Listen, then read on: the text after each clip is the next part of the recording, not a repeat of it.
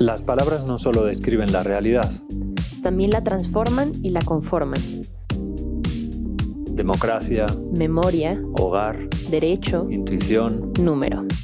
En este podcast, cada semana conversamos con un especialista diferente sobre una palabra clave para comprender el mundo.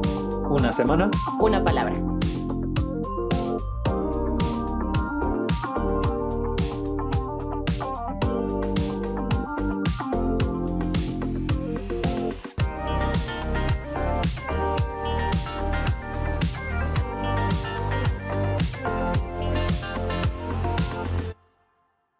Hace más de 2 milenios, en el templo de Apolo en Delfos, en el lugar que los griegos consideraban el ombligo del mundo, estaba escrito: «Conócete a ti mismo, gnósi se autón».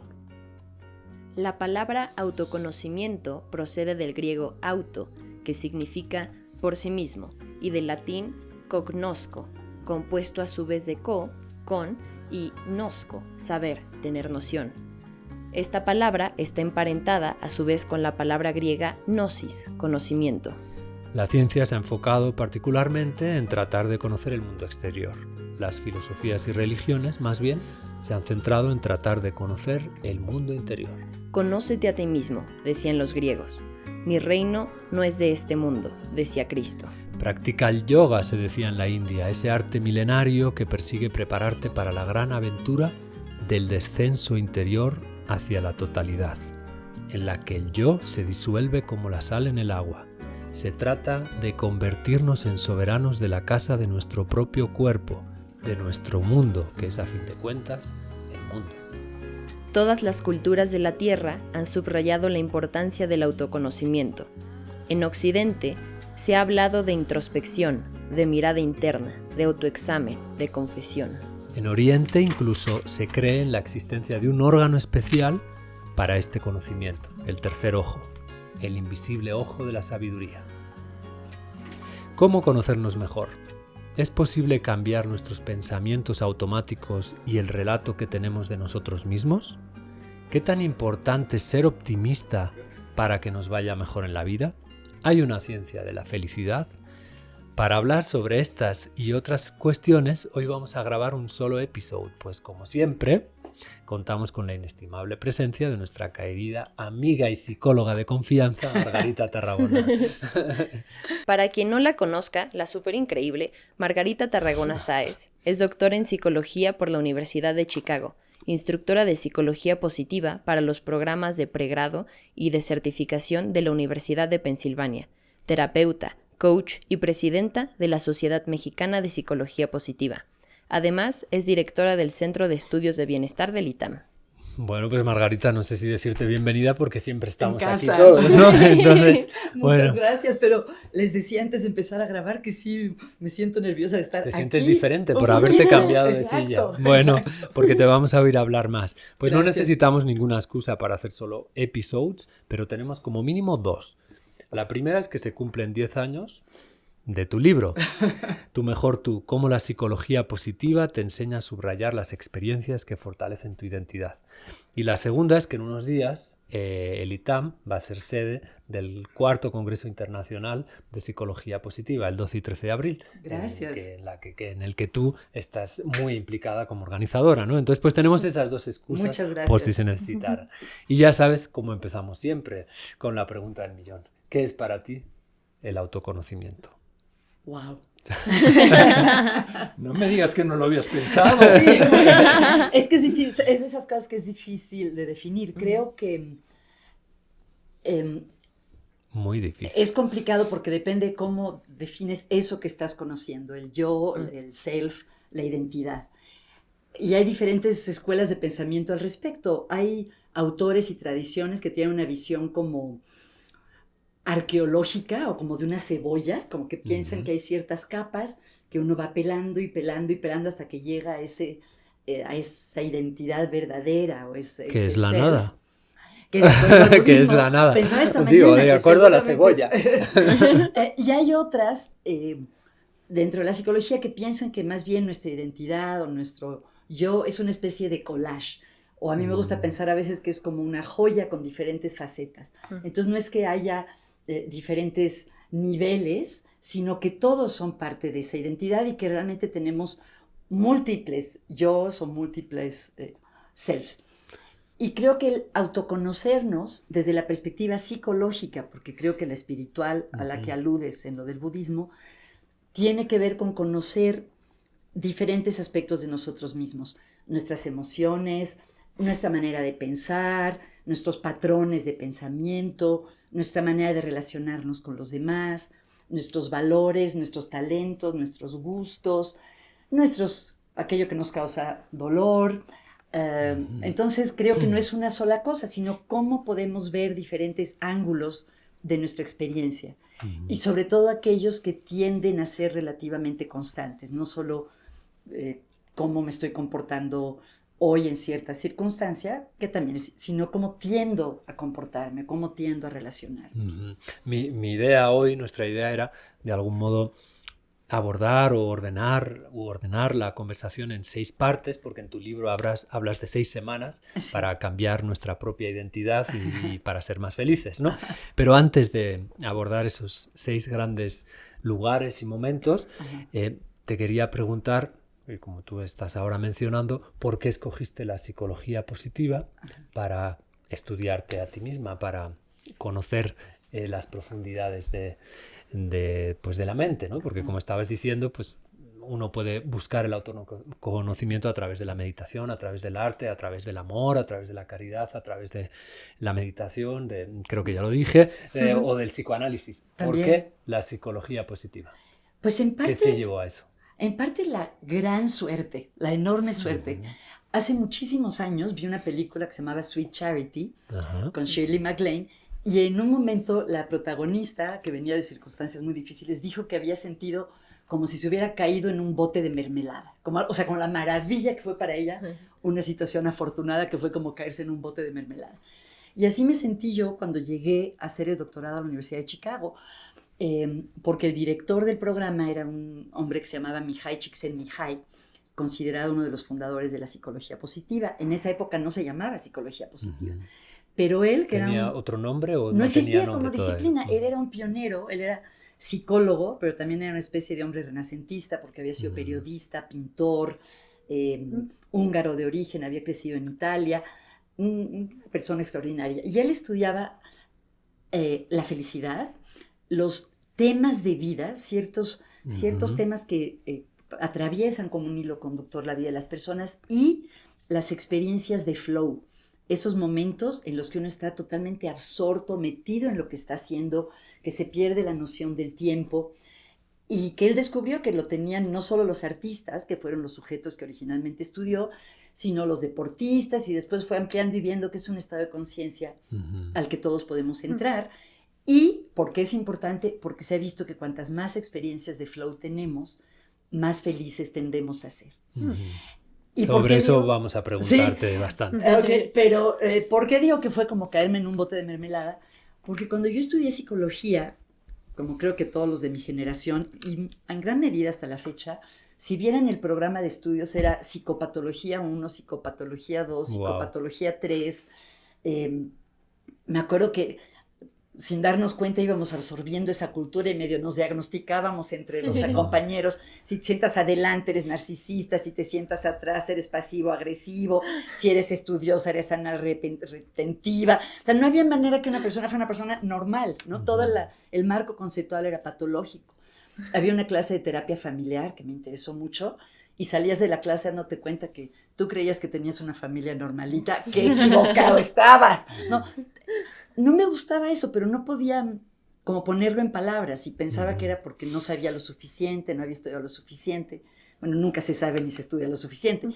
Entonces llegar de pura casualidad a la Universidad de Chicago y encontrar que la psicología también estudiaba la felicidad, ¡wow! Me cambió el mundo y complementó esa visión tan patológica que había caracterizado a la psicología. Y de la que hablas mucho en tu libro, ¿no? Sí. De cómo cambiar y enfocarnos en manuales que hablen del bienestar psíquico y no tanto de la enfermedad, Sí. ¿no? O de las dos cosas. De hecho, cosas, la intención de este movimiento que se llama psicología positiva no es minimizar ni negar lo que en un siglo la psicología construyó sobre comprender el sufrimiento, los trastornos y aliviar este sufrimiento o paliarlo. Es muy importante. Lo que propone es ir más allá de eso y también entender y estudiar qué es lo que contribuye a que las personas vivan plenamente, a que estén bien, a que las parejas se lleven bien, a que las personas sean productivas en su trabajo, tener una disciplina equilibrada.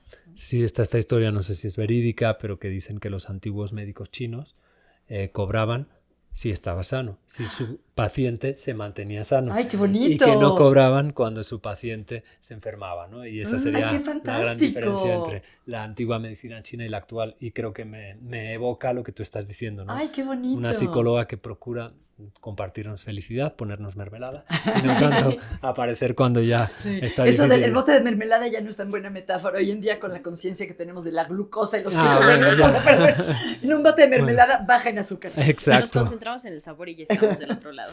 Bueno, tu primer capítulo lo titulaste Tú y tus relatos. Sí. Y bueno, a mí pues fascinado, Claro. evidentemente. Hablas sobre esta idea de que nosotros somos relato. Y de hecho, a mí me gusta evocar, recordar la etimología de la palabra texto, que está vinculado con textil, con tejido, ¿no? Entonces, ¿a qué te refieres con esto de que nosotros somos relato y por qué es tan importante que repensemos cómo hablamos de nosotros mismos? Bueno, como todas las analogías tiene sus limitaciones, pero en las ciencias sociales hace ya varias décadas ha tomado mucha importancia justamente esta analogía de texto, pensar que las personas vivimos nuestras experiencias como si fueran narraciones o historias o relatos, que no vivimos lo que nos pasa como eventos azarosos, sino que los vamos concatenando y ligando a través del tiempo de una manera que sea comprensible para nosotros. Y de hecho se ha visto que, por ejemplo, uno de los elementos que contribuye a que las personas tengan sentido en la vida, uno de los elementos es que su propia vida sea comprensible para ellos y la comprendemos como una narración.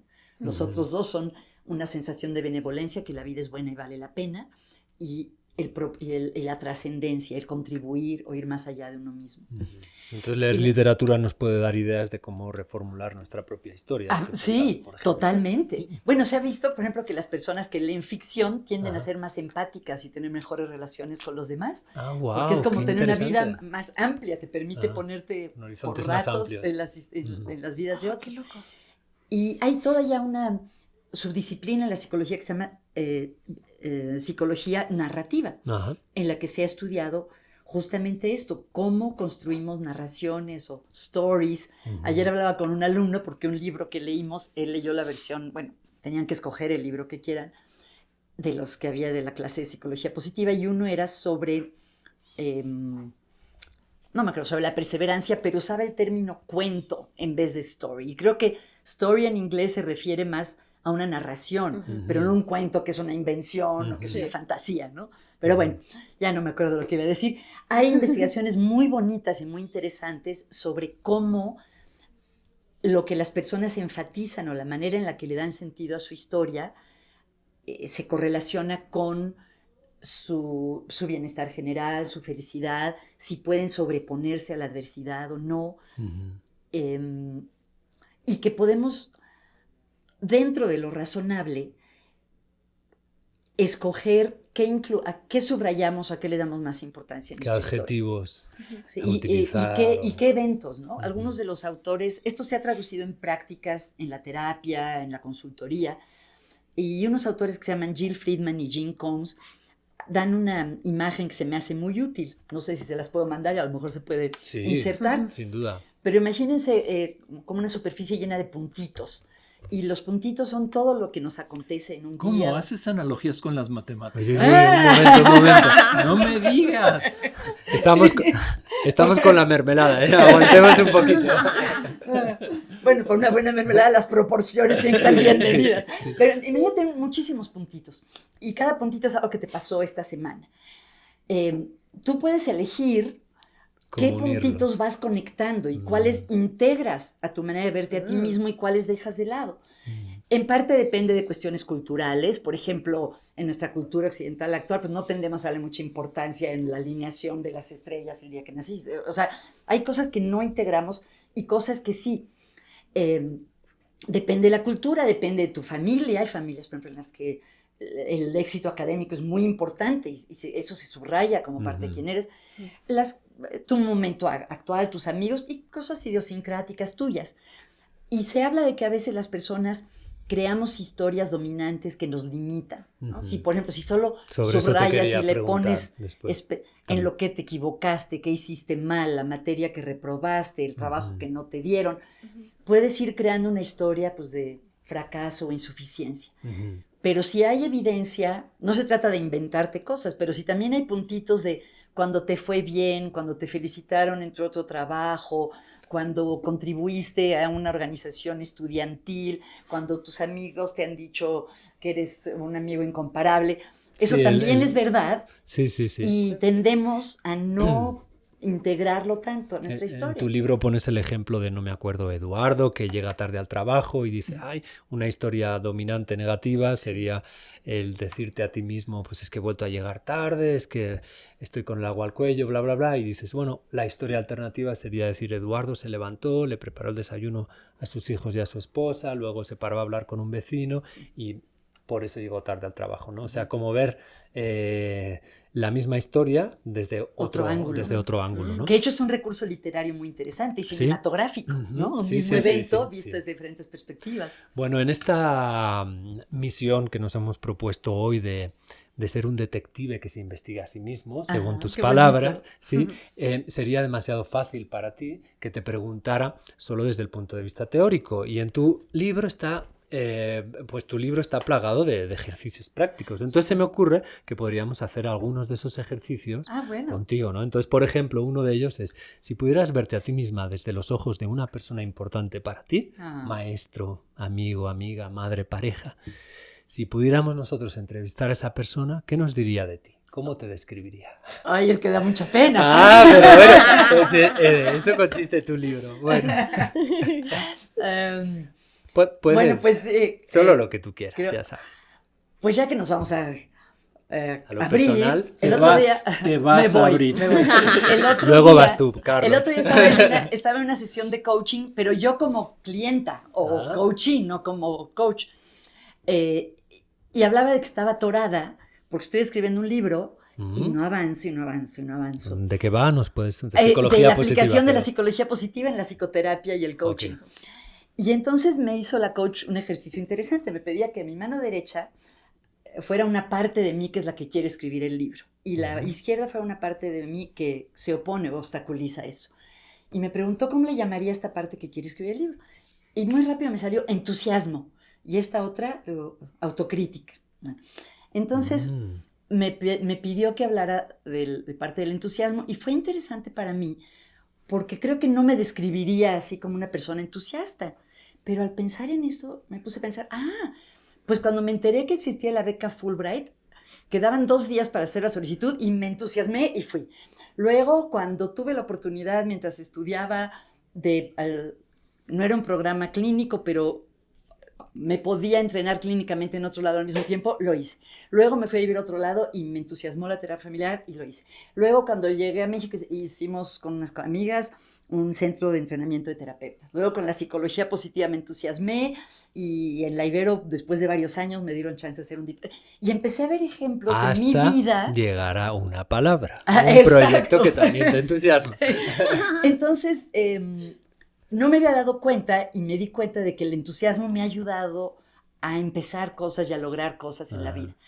Y curiosamente, la coach me dijo, porque también me conoce, que ella sí me veía como una persona entusiasta. Entonces fue interesante para mí. Yo también. Ay, gracias. Esto es un ejemplito, ¿no? Pues tu capítulo 2 es sobre las historias dominantes. Ya nos has platicado un poquito qué son, ¿no? Esta idea de la historia que domina y cómo la cambiaste, nos lo acabas de decir. De algún modo no te voy a volver a preguntar sobre lo mismo, pero se me ocurría que podía ser el momento adecuado para preguntarle a Carlos, pues, cuáles son las historias dominantes sobre las matemáticas o o si las matemáticas nos ayudan a autoconocernos mejor, esto que hablábamos fuera de micro, si las matemáticas pues, nos hablan de lo que hay afuera o de lo que hay en nosotros, la gran cuestión. Claro, la gran cuestión, y ese es un debate enorme que hay en matemáticas. Que no vamos a resolver en unos Por minutos. supuesto que no, pero digamos, tiene que ver con que si creas las matemáticas o las descubres. O las descubres, wow. Siempre te he querido preguntar Y eso, Carlos. mira, y eso es una pregunta que es muy difícil, ¿sí? Y cada quien tiene su opinión. ¿La tuya cuál Yo Ujú. las creo. Ok. es? ¿Tú las ¿Sí? crees? Porque me parece que es una actitud mucho más activa y mucho más positiva que descubrir. Porque descubrir está ahí y tú lo único que haces es verlas. Ujú. O sea, tú eres un Crearlas. artista. Soy un artista. Eso. Yo las creo. ¿Sí? Es lo mismo, por ejemplo, que un músico, si él crea la música o si él interpreta la música. Son dos cosas diferentes. Y en matemáticas yo creo que sucede un poquito lo mismo. Ahora, cuando me dijeron la palabra, Temblaste. quería no venir. Ya. Me iba a enfermar. Pero cuando te dijeron la invitada. Pero la dijiste, invitada, no puedo dije, no venir". no, bueno, con el entusiasmo que tiene me lo va a contagiar. Y me lo contagió. Y entonces empecé a pensar un poco en eso. Y hay como que hay dos tipos de personas, ¿no? Los que dicen, uy, a mí las matemáticas me vienen de maravilla. Y le entiendo y hago y no sé qué, son pocas. Y los que dicen, Tú, por ejemplo. a mí las matemáticas no las entiendo, las odio. Es decir, esas personas están haciendo un autoconocimiento de ellos, pero no van mucho más, desafortunadamente no van mucho más lejos de eso, ¿sí? Porque tendrían que hacer un autoconocimiento mucho más profundo en el que realmente dijeran por qué uno o por qué el otro. Y los japoneses se dieron muy bien cuenta de este tipo de cosas porque crearon escuelas que son como lo que aquí se llama el kumon, Sí. que son escuelas simplemente prácticas, es decir, Soltar mano. mecánicas de las matemáticas. Pero eso hace que los chicos que dicen que son malos para las matemáticas, como que el cuestionamiento que se acaban haciendo es, lo que pasa es que dudan de ellos para poder hacer las cosas.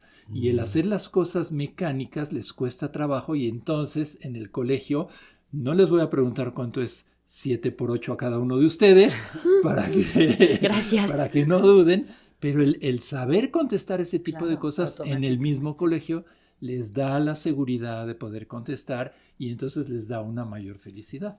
Y eso me parece que sí se debería de hacer un poquito más a fondo y que los mismos chicos, y en la educación en particular, se hicieran ejercicios de autoconocimiento de ver por qué, cómo, etcétera, etcétera, ¿no? Y que se emparenta con lo que dice Margarita de las historias dominantes. Tenemos una historia dominante Sí, que de las las matemáticas son matemáticas muy difíciles. que no son para nosotros y quizás lo que no es para nosotros no son las matemáticas, sino el modo en que a veces se enseñan, a veces no en tu caso. Sin lugar a dudas, sin lugar a dudas, sí. Pero me encantó lo que decías de las distintas facetas, porque efectivamente yo creo que todos tenemos una faceta científica y matemática. Y muchas veces la opacamos, la mayoría de la gente, perdón, la opaca un poquito para irse a otras cosas, ¿sí? Y entonces lo que pasa es que nos quedamos como que, no quiero decir cojos, pero sí nos falta una faceta para tener una cultura general amplia. Sí. Sí, porque yo sí estoy convencido que las ciencias y las matemáticas tienen que formar parte de la cultura. Ahora, Sí. respecto a lo que dices también digamos, lo voy a hablar en matemáticas, de cómo se trabaja en matemáticas, es decir, la parte de concentración en matemáticas es una maravilla. Es un flow. Total, Flow, ¿no? Sí. un flow total. Sí, sí, sí. Y eso sí te lo quiero decir porque todos los matemáticos eso es lo que nos engancha. Y además es solitario, Sí. muy solitario. Y cuando terminamos, más solitario, porque no puedo venir aquí a contarles lo que hice ayer. Pero tus Y estoy compañeros feliz. matemáticos sí, ¿no? No a todos, porque son ya áreas muy específicas y la mayoría a lo mejor no me van a entender. Por eso es tan importante que publique uno sus cosas, que lo vean los pares, es decir, gente que está en tu misma área. En fin, Carlos, ya, ¿puedo agregar algo? De lo que Claro. nos hemos conocido en el podcast, por ejemplo, sé que tú eres deportista, que jugabas básquetbol, que te gusta la jardinería, y me pregunto si también entras en estos estados de flow en esas otras actividades, además de las pero por matemáticas. supuesto, y en el juego. Me encanta el El juego. juego. ¿Ah, sí? Y también El es gusanillo del algo vicio. que ¿Apuesta? está uno ahí.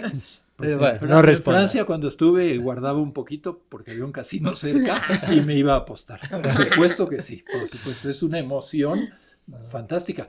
En esos juegos no puedes hacer nada. Pero, por ejemplo, en otro que me encanta, que es el Ajedrez. bridge, sí puedes El hacer bridge, algo. claro. En el ajedrez sí puedes hacer algo. Y ahí es donde yo creo que hay más flow. Efectivamente. Porque si yo me concentro en que salga el 32, Sí, no depende pues de por ti. mucho que me concentre, no voy a poder hacer que salga. Claro, ¿no? justo una de las Entonces- condiciones para entrar en flow es que haya un reto y que tengamos un nivel de habilidad suficiente para enfrentar ese reto. Que es lo mismo que pasa en matemáticas. Claro. Tienes que estar iniciado para poderlas disfrutar. Y ese es uno de los problemas grandes. Que es lo lo- mismo en la música, lo mismo En en la cualquier- pintura, lo En mismo cualquier competencia. Exactamente. Sí, si estás con alguien que es muy superior a ti, te hundes Exacto. y dejas de practicar eso. Y si es alguien que no supone ningún reto, pues Te aburres. estás Te motivado, aburres. te aburres, ¿no? Antes de oír a Marina, en el capítulo 3 hablas sobre una cuestión que tiene que ver también con las matemáticas, que es la tasa de positividad. Mira, qué interesante. ok. ¿Sí? Bueno, emociones y tasa de positividad. Partes, como pues sabemos los que te conocemos, de la idea de que ser optimista es beneficioso. Ujú. Hay un refrán a mí que me gusta mucho que dice aquello de dejemos el pesimismo para tiempos mejores. Ay, qué buena, ¿de quién es esa frase? Pues no sé, me la dijo una vez un amigo, pero no sé de dónde, Uy, si me se la encantó. sacó. La voy a Bueno, integrar a mi clase. pues eso resume un poco tu filosofía, ¿no? Ser optimista Bueno, no es beneficioso. Bueno, Los hallazgos. los hallazgos. Y entre los hallazgos que mencionas en tu libro, no voy a mencionar ahora los estudios, pero si dices, por ejemplo, algo que ya oímos en el capítulo de enamoramiento, que cuando uno está enamorado tiene que tener una tasa de relación con la pareja de 5:1. Es decir, no se trata de que no discutamos nunca y no nos digamos cosas bonitas nunca, sino de que por 5 cosas bonitas una fea o al revés, ¿no? Así es. También hablas que con uno mismo esa tasa de positividad tiene que ser de 3:1. O sea, uno puede decir, Javier, hoy no te levantaste a tiempo, pero bueno, pues 3 a favor. Porque las personas que están con una de cal y una de arena, en una relación de 1:1, son las que están en depresión. Sí. Entonces eso me llamó mucho la atención, que haya un factor pues, Sí, una matemático, proporción. pero además que ese empate técnico Sí. no No nos es vale. suficiente. No nos vale. Así ¿no? es. Esto es algo muy interesante, creo yo, porque no es una teoría, es lo que se ha visto de los datos. En una época, una investigadora que se llama Bárbara Fredrickson, que es la mejor investigadora de las emociones positivas o agradables, encontró que las personas más felices tenían una tasa de 3:1 en cuanto a la frecuencia de experimentar gozo, alegría, esperanza, tranquilidad, amor. O sea, para nuestros oyentes, te puedes poner una vez triste al día, pero 3 contentos. Tres. Luego salió un artículo y están implicadas las matemáticas, una crítica metodológica del método estadístico que había usado. Y entonces ella se retractó en cuanto a esa tasa específica, pero muestra mucha evidencia de que, si bien no se puede decir que sea 3:1, sí hay mucha evidencia que tiene que haber una preponderancia de emociones positivas a negativas. Y eso de que lo que a mí me sorprendió mucho cuando lo leí por primera vez, si uno se imagina una persona que tiene una emoción positiva por cada negativa, podría pensar, bueno, está en equilibrio. Sí, Y no pues es así, las personas deprimidas están así. Las personas más felices tienen más. Y como decía Javier, un investigador que se llama John Gottman, que es el que más ha estudiado las parejas felices, ha encontrado también de su evidencia, no era una teoría a priori, que las parejas que perduran tienen una tasa de 5 interacciones positivas por cada negativa. Lo cual es muy curioso porque significa que nuestra pareja es más exigente que nosotros mismos. Nosotros estamos felices con el 3:1, pero con la pareja necesitamos el pues 5:1. es que es más complejo. Ok, es interesante, complejo. interesante. Y échense esta, Carlos, hablando de estadísticas. Gottman se hizo famoso por un estudio en el que se predecía la probabilidad de divorciarse, observando 15 minutos interactuar una pareja. Solo 15 minutos. 15 minutos. Eso suena a magia. Y su predicción tenía más de 90% de confiabilidad, que en Wow. psicología es altísimo, en otras disciplinas a lo mejor es muy Bueno, bajo. es muy alto. Entonces, bueno, Eso no me lo crees. Eso pues no te- me lo puedo creer mucho porque depende de los 15 minutos en que te mira. Claro, si están durmiendo. Bueno, es una condición. ¿Qué tal? Bueno, es un buen punto, pero se considera que sí es cierto. Tiene un lugar que se llama el Love Lab o el Laboratorio del Amor, Ajá. donde va cada pareja para pasar 24 horas los entrevistan antes y durante esas 24 horas los graban en todos los lugares menos en el baño y la habitación. Y luego se codifica su conducta. Pero bueno, el punto es que sí hay muchos datos. Oye, Margarita, ¿y en este de 5-1 no hay también como que si hay demasiado del positivo o que no haya prácticamente nada de lo negativo, también está mal de estas parejas que nunca se pelean, pero que dices, oigan, es que necesitan discutir, por favor? Es cierto, sí. Se le ha preguntado eso a Bárbara Fredrickson, por ejemplo, y dice que hasta ahora no se ha visto que que se llegue a un límite excesivo. No necesitamos discutir. No necesitamos discutir. En lo individual, no sé en lo de pareja. Desde la perspectiva de la terapia de pareja sí se habla mucho de eso, de que también tenemos que saber pelearnos bien y que el que nunca haya conflictos no necesariamente habla de que sea una pareja mejor, que sí puede ser efectivamente una evasión, ¿no? Y un no compartir realmente la experiencia y la vida interior. Oye, Marina. Bueno, bien dicen que no hay nada como la reconciliación. También. Así que... Marina, pues ya que tomaste la palabra, ¿por qué no nos compartes las respuestas que obtuviste allá afuera? La pregunta es, ¿cuándo fue el último momento, un momento que recuerdas que estabas haciendo una actividad que te envolvió tanto que perdiste la noción del tiempo? Pues dar clases de historia universal, moderna y contemporánea de perspectivas globales. Esas clases, cuando tengo que comparar entre hacer tarea de estadística o planear mis clases, siempre me pongo a planear las clases y por eso seguimos en el ITAM. Pero 8 años he estado enseñando y es lo que más amo hacer en el mundo. Y sí, pierdo la noción del tiempo, a tal grado de medio ser irresponsable con el estudio. Y así. Mil gracias. Para mí, cuando estoy de vacaciones, se me pasa el tiempo rapidísimo. Esos 2-3 meses que tenemos se van en friega. Entonces, creo que esa es una... ¿Qué actividad puede ser desde salir con mis amigos o estar echado todo el día? Creo que eso siempre pasa muy rápido. Una actividad en la que pierdan la noción del tiempo. Bueno, para mí yo creo que sería cocinar, nadar y hacer jardinería. Jardinería porque te conectas como con la tierra y con la cosecha y como que te pierdes como cuándo va a crecer, qué vas a hacer y como que de repente te das cuenta que ya pasaron horas y sigues ahí, quieres trasplantar y meter más plantitas. Cocinar porque pues piensas en que vas a comer y nadar porque pues, te pierdes contigo mismo y te quedas en tu mentalidad y resuelves lo que quieras resolver. Si algún día tienes que cocinar y no tienes quien coma. Con mucho gusto. Sí. Misma pregunta. Ay, pues yo voy a decir que TikTok. Porque desde que abro la aplicación hasta que salgo, no me entero de en qué momento vivo. Y pierdo el tiempo, muy felizmente. Verdaderamente una experiencia agradable. Sí. Ok, creo que como editar fotos y hacer como collages. O sea, como que siempre pierdo el tiempo como que haciendo cosas creativas. Como si es el cumpleaños de una amiga o cosas random.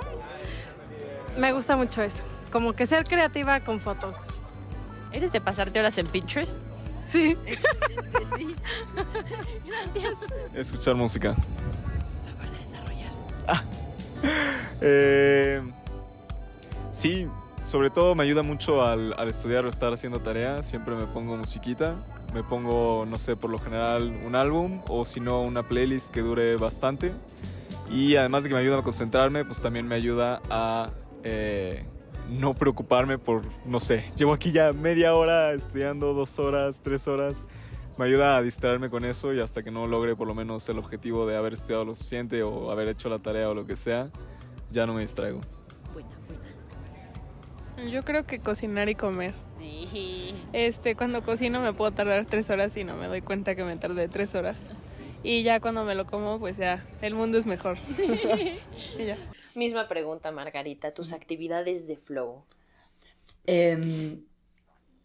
Mucho preparar clases, eso me gusta mucho. Escribir, aunque les acabo de contar que estoy muy atorada, pero cuando sí lo hago. ¿Te gusta más preparar o dar la clase? Dar. Sí, ¿verdad? Dar también. Claro que sí. Dar. No sé si para mis alumnos, a mí se me pasa rápido la clase, no sé si a mis alumnos, pregúntales, pobres. A mí me gusta mucho más dar la clase. También, sobre todo si la has preparado, si no la has preparado, híjole. Y también tengo suerte en todas las cosas que hago en mi trabajo, me gustan las sesiones de terapia y de coaching también con mucha frecuencia se me pasan muy rápido. ¿Cuál es la Y en diferencia una entre palabra, terapia? porque siempre nos pasamos. También estamos en flow. Porque... ¿Cuál es la diferencia entre coaching y terapia? Uy, ameritaría todo un episodio, pero básicamente hay diferentes definiciones. Desde mi perspectiva es como el nivel de sufrimiento o atoramiento en el que se encuentra la persona, ¿no? Si una persona se siente muy mal, tiene mucha tristeza o mucha ansiedad, una pareja es muy conflictiva, generalmente se piensa en la terapia. En el coaching más bien es una persona que está bien, pero quiere aclarar o lograr sus metas o potenciar sus ¿Se podría capacidades. pensar que coaching es acompañamiento? ¿O Es una una especie forma. de acompañamiento? Sí, a mí me gusta mucho el término acompañamiento porque incluye tanto la terapia como el coaching. Pero creo que hay un problema de base de definición porque, por ejemplo, muchas personas dicen que la terapia se enfoca en el pasado y el coaching en el futuro. Pero depende a qué te refieras. La terapia psicoanalítica, a lo mejor sí, que explora mucho la infancia, pero hay terapias que no se meten para nada en el pasado, como la terapia centrada en soluciones. Entonces, bueno, a lo mejor un día podríamos hablar de eso si quieres. Pues sí, encantados. Pero básicamente creo que tiene que ver con el nivel de sufrimiento de la persona. Un sinónimo que utilizas de flow en el libro en español es vida involucrada, ¿no? Sí. Y dices que esto es fundamental para florecer. Sí. Entonces tenemos potencialidades, cómo lograr que afloren, ¿no? Exacto. Y como estamos viendo, uno de los ejes de todo este trabajo es el flow.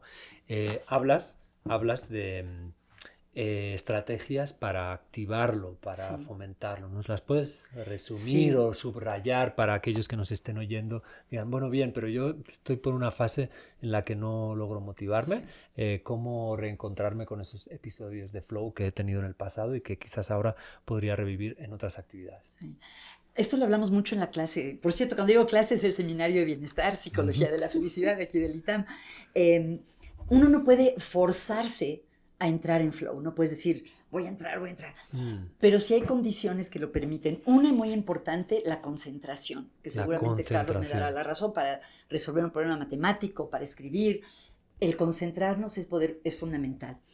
Eso es muy interesante porque hoy en día se dice que nos cuesta más concentrarnos. Claro. Entonces la borrachera no es estado de flow, que se te vaya el tiempo. Ni el estar drogado tampoco. Por desconcentrado. Son estados alterados de conciencia, pero no de flow. Otra súper importante es esta proporción a la que aludimos hace un momento entre el reto y el nivel de habilidad. Si es algo que para lo que no tienes habilidad y es un reto alto, te da mucha ansiedad, frustración, ¿no? Si juegas contra Kasparov, Rafa bueno, Nadal, no es necesario en que sea. tenis, pues sí, pero si te ponen con tu sobrino de 5 años, tampoco. Si no es reto, te aburres. Bueno, mi sobrino de 8 juega muy bien. Sí, no, bueno. yo ya casi me quedan. Entonces se ha visto que hay como una zona, los atletas a veces le llaman la zona o the sweet spot, en la que es algo lo suficientemente retador que te estimule, pero no que te apabulle y que tampoco sea aburrido. Entonces, tener ese ajuste. Y como profesores, por ejemplo, si nuestros alumnos están muy ansiosos y frustrados, o les ayudamos a desarrollar mayor habilidad o bajamos el nivel de reto. Muy interesante. ¿Cómo entusiasmar a los alumnos? Exacto. Pues eso, ¿no? Ajustando el reto y la habilidad. Otros aspectos... Y fomentando la concentración. Otros aspectos son de preferencia que sea algo que te interese, que te guste. No es indispensable, porque a lo mejor te dejan una tarea de álgebra que no te gusta, pero ya que le entras en flow. Y algo es que, perdón que lo diga en inglés, there's something at stake, que sea importante, o sea, que sea algo que sea importante para ti. Un buen ejemplo de esto es que entre las profesiones que más experiencias de flow tienen están los cirujanos. Y si lo pensamos ante este esquema, pues necesita un nivel de habilidad muy alto, muy desarrollado, representa un reto muy alto y lo que está en juego es muy importante. Un nivel de concentración altísimo. Y los cirujanos te dicen muchas veces que están 8 horas en la cirugía y no les da hambre, no se acuerdan que tienen que ir al baño, están solo en eso. Y otra característica importante es que mientras estamos en flow, solo estamos en eso, no nos estamos juzgando, criticando, evaluando. Es como el bailar. Si te paras a... Mal ejemplo para mí porque soy pésima para bailar, pero... Bueno, Marina es buena. Tú sí, Marina. Si en el momento te paras a pensar si hiciste bien o mal el paso, pues ya se acabó el flow, ¿no? Oye, Margarita, y esto de, o sea, la concentración, pero que también tiene que ser un reto, estos ejemplos de cuando te estás viendo una película preciosa Sí. y te clavas durísimo, el ejemplo que habían puesto como de en redes sociales y que te pierdes ahí, Sí. ¿es otro tipo de cosa? Porque, digo, ver la película no sé si se considera Sí. un reto estar sentado Lo mismo 2 horas. lo mismo me pregunto y no encuentro la respuesta. Sé que, por ejemplo, mucha gente reporta entrar en flow al leer, que podría considerarse que es un paralelo con ver una película. Bueno, Y aunque hay más actividad, hay actividad Csikszentmihalyi decía imaginativa. que leer sí es un reto, ¿no? Desde comprender las palabras que se usan, seguirle la trama. Yo sí creo que es más activo el leer que recibir Ajá. una película, pero no lo sé, me lo pregunto muchas veces. Porque no sé, yo en las películas sí me clavo, me pierdo, Sí. puede entrar y salir gente y no me entero, y si me hablan durante la película, adiós. A mí me suena más la película tipo borrachera, ¿no? Estás más pasivo, Chance. ¿no? Quizás, pero bueno, ya llegamos al 5º capítulo, a Ah, la ya ves, quinta vamos bien. semana de tu libro, sí, aquí contrarreloj en pleno flow. Ay, ¿te en puedo el que comentar algo, sí, por claro, cierto? por supuesto. Cuando me invitaron a escribir este libro era parte de una serie Ajá. que todos los libros tenían que estar divididos eran programas como de cuadernos de trabajo para 6 semanas. Por cierto, está en Alianza Editorial, muy buena. Ay, editorial. gracias. El No original se era crean en que- inglés, por cierto, Ajá. en otra editorial. Pero no saben cómo me sirvió que ya me dieran, que tenían que ser 6 capítulos. Y me acordé de algo que he leído respecto a los músicos y otras profesiones creativas, en las que la estructura limita, pero también libera la creatividad. Si me hubieran dicho, escribe un libro como tú quieras, del número de capítulos que tú quieras, creo que no lo hubiera hecho tan rápido como este que me dijeron, son 6 episodios. Pero bueno. Además me llamó mucho la atención porque tengo un amigo que también se ha dedicado al coaching durante un tiempo y escribió un libro que se llama 21 días para cambiar tu vida, ¿no? 7 por 3, 21. Entonces dije, ay, ¿por qué 6 y no 7? ¿no? Esto fue oigo una lo de cosa que 21 me días. preestablecida por la editorial, pero bueno. Bueno, las relaciones son fundamentales para Sí, nuestra felicidad. Hablas de cosas muy interesantes, de la anécdota de la tela de araña, ¿no? Si quieres matar a una araña, destruye su red. Lo que te dijo una amiga brasileña. Y además das unos datos que sí que me sorprendieron, que no solo es que si yo estoy con Carlos y Carlos está feliz, me contagia a mí, sino que si Carlos está con otra persona que está feliz y él está neutro, de algún modo esa felicidad me llega a mí. O sea, no sé qué nos puedes decir de estas cuestiones de la Otra cosa para relación. mandarle a Carlos, porque eso lo han encontrado a través de procedimientos matemáticos. Claro, es la transitividad. ¿No? Un poco. Entonces, la verdad, no sé La cuál es el... transitividad de la felicidad. La felicidad. Wow. Y la verdad es que no sé cuál es el mecanismo. Lo que vieron fue justamente eso, que suponte que cuando tú y yo estamos juntas, mi nivel de felicidad te afecta y también afecta a tus amigos que yo no conozco. A nivel matemático se ve ese impacto, pero el mecanismo la verdad es que no lo conozco. Pero les afecta cuando ellos interactúan conmigo. Sí. Pues sí, no será como un... le estoy llaman contigo, contagio. me pones feliz, yo estoy feliz, voy con mis amigos, los pongo sí. feliz. Le llaman contagio social. Y cómo sobrellevar entonces las decepciones que nos llevamos en las relaciones, ya sea de pareja o de amistad claro, o todas lo profesionales, tienen. cómo lograr, porque sí, evidentemente dependemos de... Sí. la- No entiendo por qué lo conectas con esto de Bueno, no del sé, contagio. pensé en las relaciones y dije, bueno, o sea, evidentemente nuestra felicidad depende de la felicidad de los que nos rodea, Ujú. pero... No depende completamente, ¿no? pero un Está poco, influida. pero un poco, Está ¿no? influida, sí.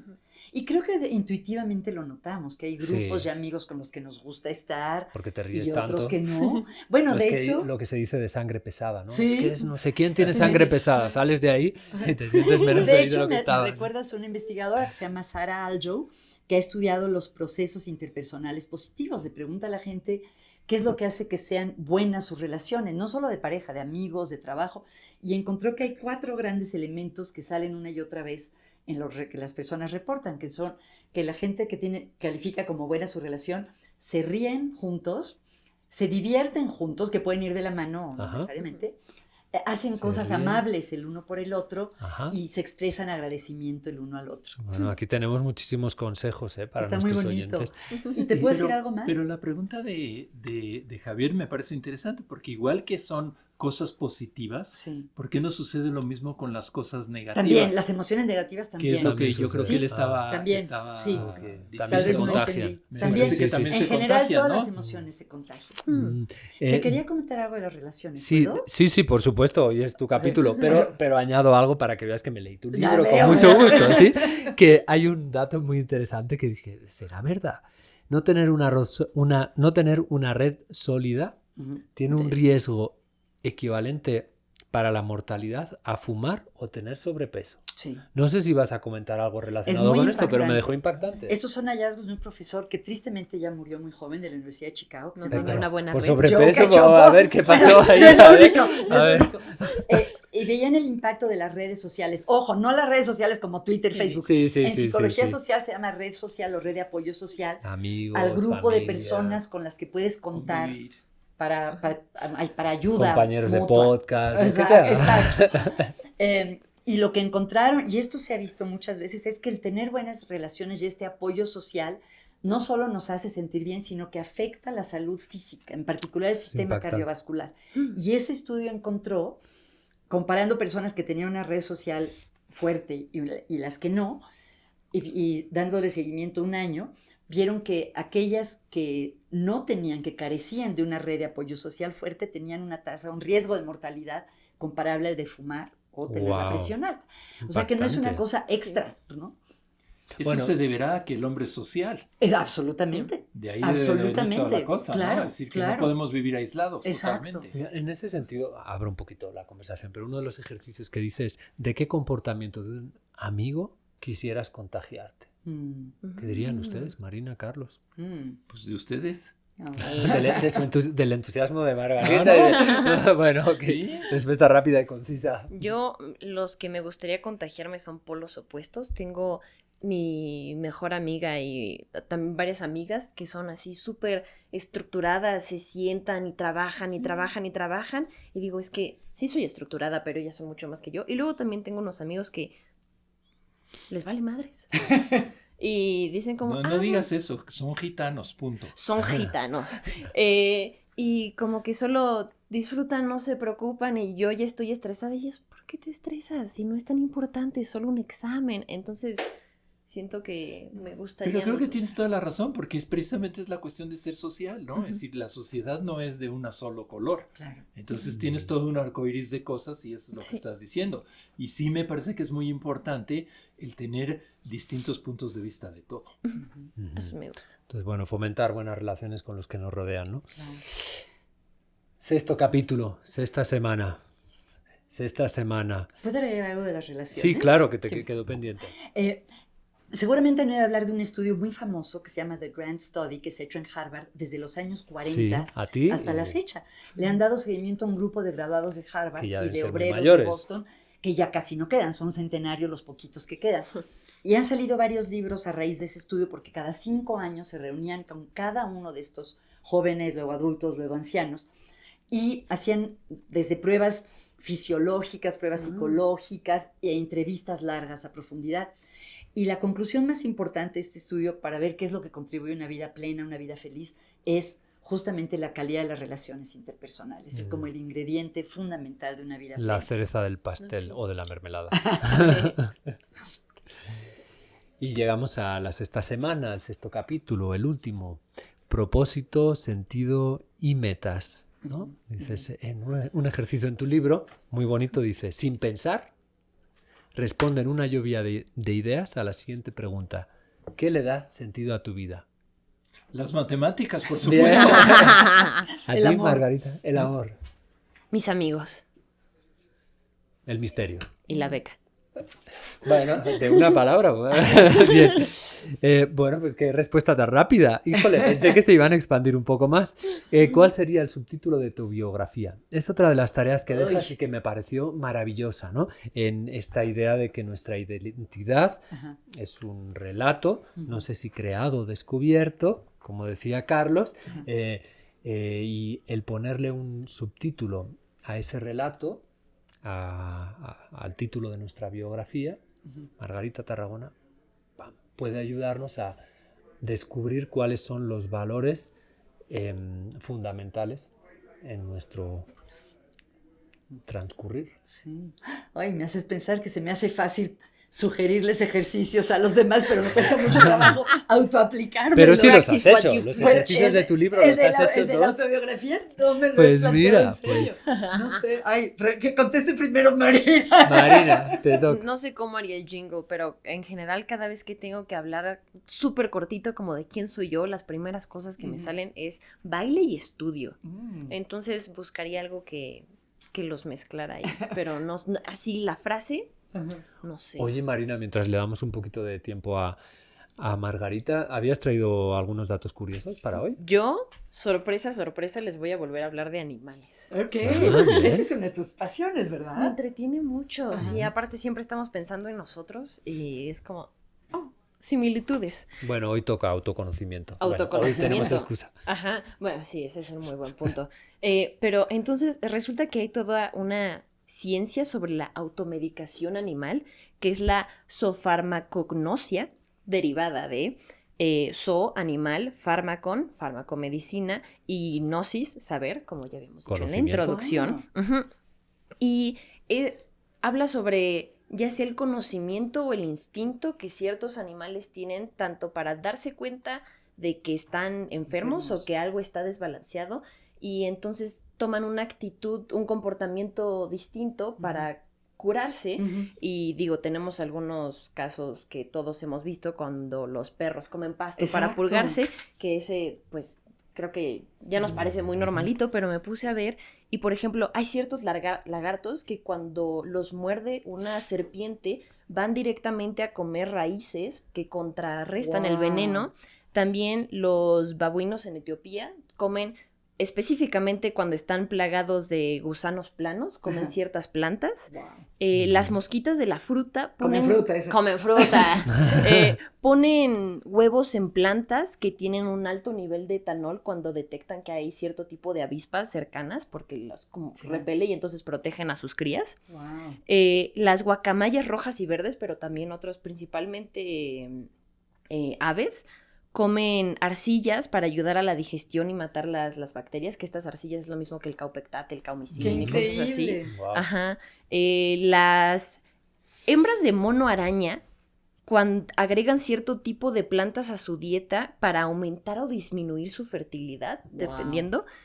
También lémures preñados en Madagascar mordisquean hojas y corteza de tamarindo y las higueras para ayudar a la producción de leche, matar parásitos y aumentar las posibilidades de un parto exitoso. Los elefantes preñados en Kenia comen las hojas de algunos árboles para inducir el parto. Las elefantes. Bueno, sí, las elefantas. Sí, buen punto. Y muchos de estos son comportamientos que vienen desde hace muchísimo, pero por ejemplo, no sé de cuándo es el primer cigarro, pero no creo que tenga más de 200 años. Y no voy a mentir. Bueno, el tabaco cuando... Bueno, sí, el tabaco.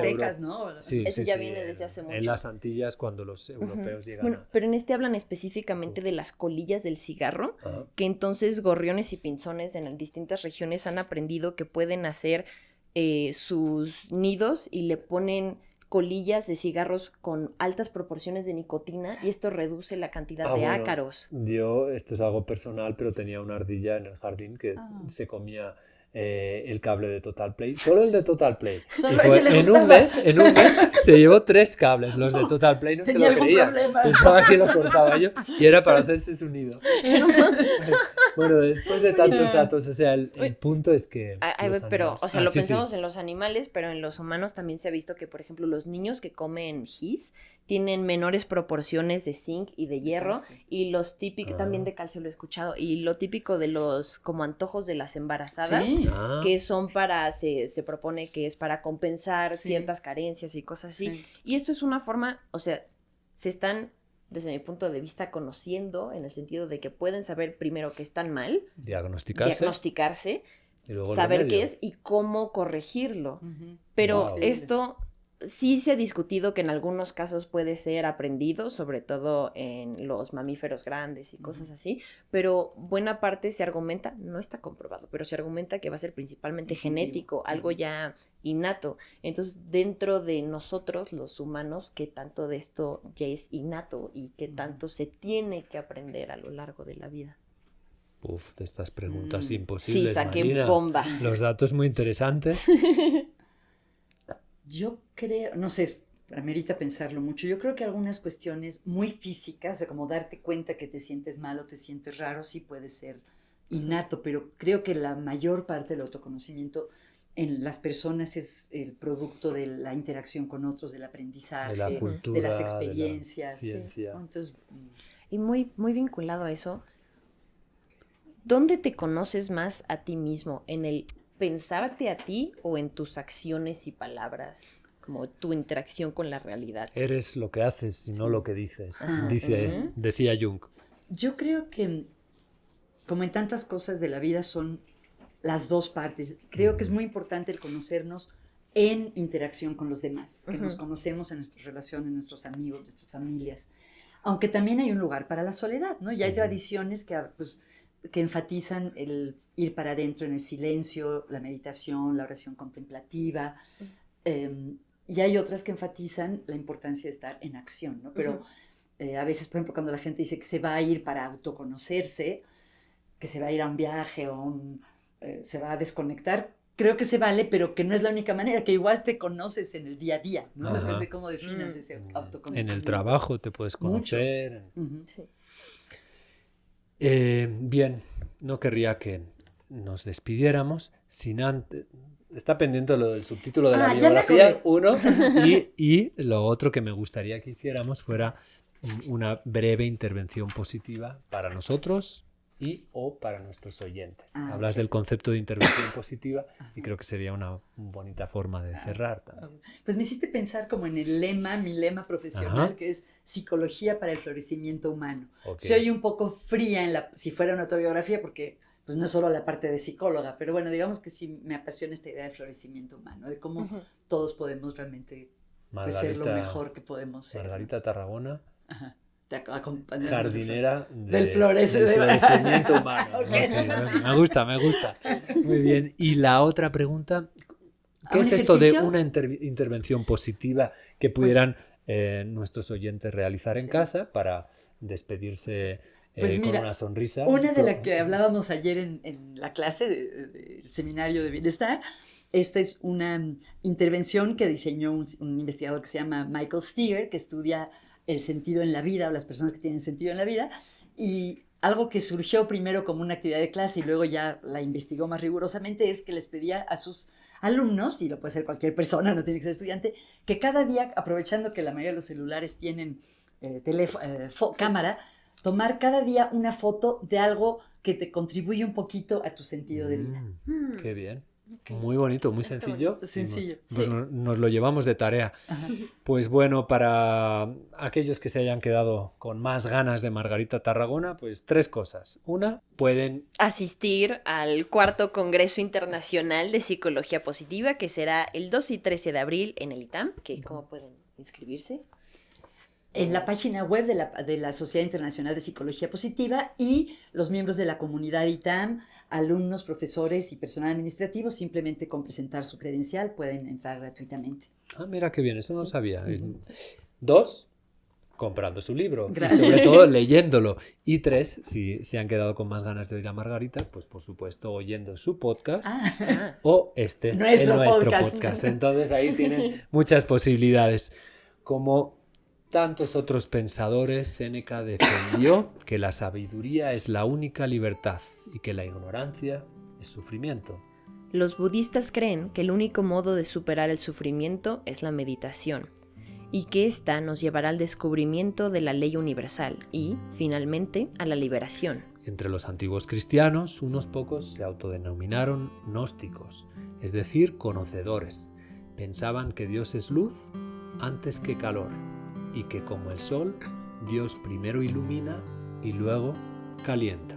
Por ello, consideraron que el deber más grande que tenemos es el de conocer y conocernos, y que solo de este conocimiento podrá brotar el amor genuino. Nunca gozas del mundo rectamente hasta que el mismo mar fluye en tus venas, hasta que te visten los cielos y coronan las estrellas, y percibes que eres el único heredero de todo el mundo, y más que eso, percibes que hay hombres y mujeres en él y cada uno es heredero único como tú. Escribió el poeta inglés Thomas Traherne. Conócete pues a ti mismo, porque para ser feliz necesitas amarte y para amarte necesitas conocerte. No ames una ilusión de ti ni de los otros. Descúbrete. Y recuerda, con nuestra querida Margarita Tarragona, que nuestra identidad no es un monolito, sino que es una construcción dinámica. La próxima vez que te pregunten cómo estás, responde tranquilamente que estás, como todos, en construcción. Qué bonito. Porque quizás eso es un asombroso descubrimiento del tejido inacabado que somos, el autodescubrimiento. Qué bonito. ¿Puedo agregar algo? Me Por recordó supuesto. una frase que me encanta, que dice que puede ser una obra maestra y una obra en construcción al mismo tiempo. ¡Wow! Está lindo. Pues con este regalo, Una semana. una palabra. Este programa ha sido posible gracias al Departamento Académico de Lenguas y al CARLE, Al Centro ITAM de Estudios del Bienestar, Al Departamento Académico de Matemáticas, A la Oficina de Comunicación ITAM, adscrita a la Dirección de Desarrollo y Comunicación Institucional. y por supuesto a nuestros amigos invisibles, Bruno, Luis y Camila.